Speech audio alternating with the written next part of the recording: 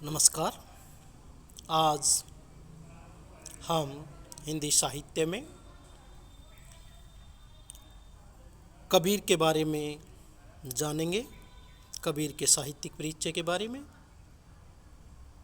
कबीर के बारे में जानने से पहले हम चैनल को लाइक और सब्सक्राइब अवश्य करें ताकि आगे आने वाली वीडियोज़ आपको सही समय पर मिल सकें। कबीरदास हिंदी साहित्य के भक्तिकालीन कवियों के में निर्गुण संत कवियों में सर्वश्रेष्ठ रहे हैं। कबीर का जन्म काशी में हुआ था, जिसे आज बनारस और वाराणसी के नाम से भी जाना जाता है। इनका जन्म लहरतारा तालाब के निकट 14वीं सदी में हुआ था। ऐसा माना जाता है कि स्वामी रामानंद जी के एक विधवा ब्राह्मणी को पुत्रवती होने का आशीर्वाद दिया था। जब कबीर का जन्म हुआ उस समय 1398 में हुआ, जो समाज के डर से इनकी माता उनको कमल के फूल के ऊपर लहरतारा तालाब के निकट छोड़ आई। इस बालक का पालन पोषण नीरू और नीमा नामक जुल्हाई ने किया। वे दोनों मुसलमान थे।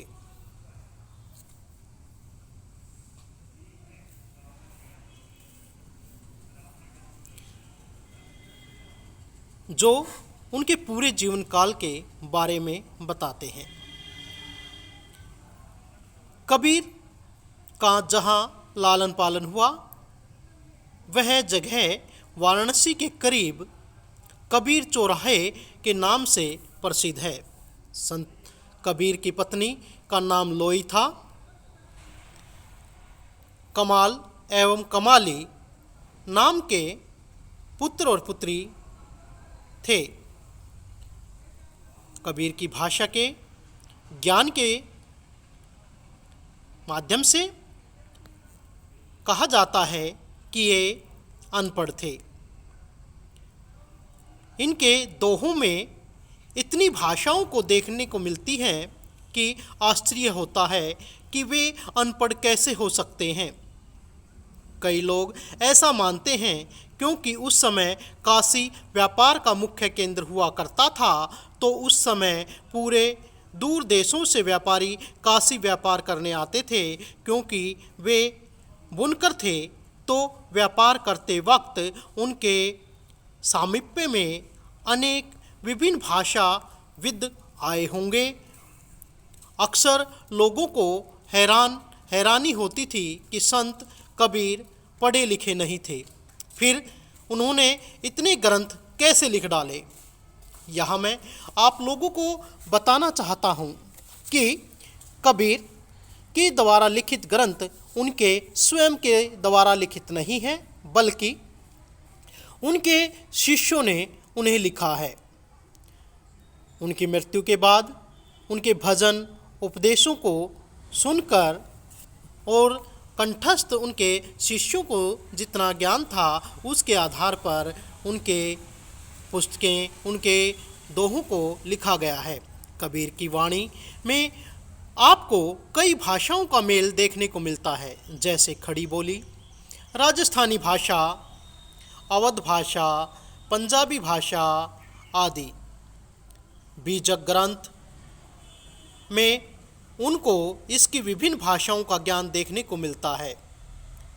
इस ग्रंथ को 3 हिस्सों में बांटा गया है: साखी, शब्द, रमेणी।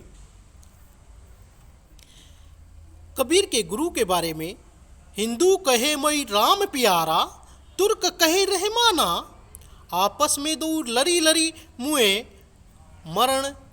मर्म ने को जाना।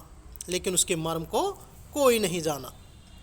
कबीरदास जी कहते हैं, हिंदू कहता है मुझे तो राम प्यारा है, तुर्क यानी मुसलमान कहता है मुझे रहमान प्रिय है। दोनों यानी हिंदू और मुसलमान आपस में लड़ लड़ कर मर रहे हैं, पर सच कोई नहीं जानता, अर्थात उसके मर्म भेद को कोई नहीं जानता। इसी प्रकार से जातीय विभेद पर भी उन्होंने प्रहार किया। जाति पाति पूछे नाही कोई, हरि को भजे सो हरि के होई। 15वीं शताब्दी में कबीर जितने साहसी और निडर थे, समझ नहीं आता कि उनके गुरु कौन थे, किसने उन्हें शिक्षा दी। ऐसा सुनने में आता है कबीर जब रामानंद जी के आश्रम में उनसे मिलने पहुँचे तो उनकी जाति के कारण रामानंद जी ने उन्हें शिक्षा देने से मना कर दिया। पर कबीर कहाँ मानने वाले थे। उन्होंने तय कर लिया कि वे रामानंद जी को ही अपना गुरु बनाएंगे। आइए जानते हैं आखिर कैसे। कबीर ने क्या किया कि गुरु बनने के लिए रामानंद जी तैयार हुए। कहा जाता है कि कबीरदास जी मानते थे कि रामानंद जी रोज प्रातः गंगा घाट पर स्नान करने के लिए जाते हैं। जब रामानंद जी स्नान के समय हुआ तो वे गंगा घाट की सीढ़ियों पर लेट गए। रामानंद जी जैसे ही सीढ़ियों से उतरने लगे, उनके पैर कबीर जी ऊपर पड़े और यकायक ही उनके मुंह से राम राम निकला। बस फिर क्या था, कबीरदास जी ने राम राम को अपना शिक्षा मंत्र बना लिया। कबीर की मृत्यु के बारे में कहा जाता है कि अंतिम समय में कुछ लोग ऐसे भी थे जिन्होंने उन्हें काफ़ी तकलीफ़ें दी। आखिरकार उन काजी पांडों और कोतवालों ने से परेशान होकर कबीर मगहर चले गए। लोगों का मानना है कि मगहर में जब जिसकी मृत्यु होती है वो सीधा नरक में जाता है। जो काशी तन तजे कबीरा, रामे कौन नहीं हो रहा। यहाँ कबीर के कहने का अर्थ है, यदि काशी में मरने से उनके आपको मुक्ति मिलती है तो आपके अच्छे कर्म प्रभु की आराधना का क्या मतलब। और कबीर ने मगहर में मृत्यु को प्राप्त किया। संत कबीर को सिकंदर लोदी के काल का माना जाता है। कबीरदास जी उस समय काफ़ी यात्राएं भी करते रहते थे, जैसे जगन्नाथपुरी आदि। वेस्टकोट ने कबीरदास और कबीर पंथ की किताब में लिखा है कि लोगों ने उनकी शिकायत सिकंदर लोदी से की। वे कबीर को मौत की दे क्योंकि वे मगहर और धर्म के खिलाफ भड़काते थे। उससे पूछा कि वे अब तक कहाँ थे, जो उन्होंने कहा कि वे सुई से भी छोटे कारवां को निकलते देख रहे थे। यह सुन सुल्तान हंसे और बोले, किसका क्या मतलब है। तब कबीर जी ने कहा कि वे चंद्रमा, सूरज, पत्तियों, धूल, छोटी से छोटी वस्तु ईश्वर की ही है। यह सुन सुल्तान बहुत खुश हुए और उन्होंने उन्हें रिहा कर दिया। संत कबीर जी के बारे में एक छोटी सी कहानी सुनने में आती है कि वह एक संत और गणिका भी कहा जाता है। गणिका के यहाँ रोज़ शाम को शहर में रसिक लोग उसका नृत्य और गाना सुनने आते थे। उसी समय उस गणिका के घर के बाहर के वृक्ष के नीचे संत कबीर दास जी रोज भजन किया करते थे। गणिका के नृत्य और गानों की आवाज़ से संत कबीर जी अपना मन भगवान में रमा नहीं पाते थे।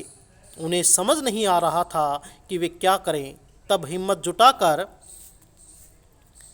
एक दिन एक शाम को रोज की तरह उस गणिका के घर से नृत्य और गाँव की आवाज़ आने लगी। कबीर का मन विचलित होने लगा। तब कबीर ने ज़ोर ज़ोर से अपना भजन गाना शुरू किया। अब हर शाम यही करते थे। गणिका के घर आने वाले लोग अब कबीर का भजन सुनने आने लगे। उन लोगों ने गणिका के घर जाना छोड़ दिया। इस प्रकार से कबीर एक समाज सुधारक भी रहे। कबीर की के बारे में माना जाता है कि उनकी मृत्यु मगहर में 1518 में हुई। धन्यवाद।